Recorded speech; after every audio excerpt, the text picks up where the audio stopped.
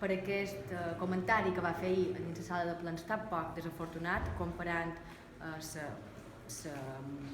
concentració que hi va haver la setmana passada de diferents càrrecs del Partit Popular davant del monument de la Feixina. Per altra banda, concentració que no només és del Partit Popular, sinó que tenim tota una associació que Salvem la Feixina, a més l'associació de veïnats, a més d'Arca, que estan en contra d'aquest enderrocament, i el tuit que va fer posteriorment ahir vespre. Jo crec que no correspon per res a una consellera que sap en quin lloc institucional està. Per tant, si ella no és capaç de rectificar, crec que ja està tardant la presidenta del govern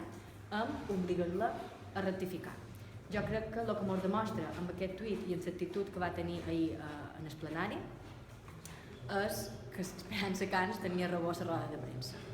i és que tenia un càrrec en comportaments infantils, vol dir, no hi ha res que m'apareixi més infantil que això que va fer i aquest tuit que va fer la consellera, i un càrrec, evidentment, que pensaven més en el propi partit que no en el govern, i que no, com hem vist, en el lloc que ocupen. Vol dir, la consellera és consellera de tots els ciutadans de les Illes Balears, representa un càrrec institucional. Ja sabíem que era una persona molt radical, ja sabien quin era el tarannà d'aquesta consellera. No sé si Francina Mongol ho sabia quan més per Menorca li va obligar a posar-la o no, però jo crec que era de tots conegut quin era aquest tarannà, i en només una setmana ja ha demostrat, com dic, ja ha donat la raó a Esperança Camps. Per tant, jo crec que està tardant en rectificar.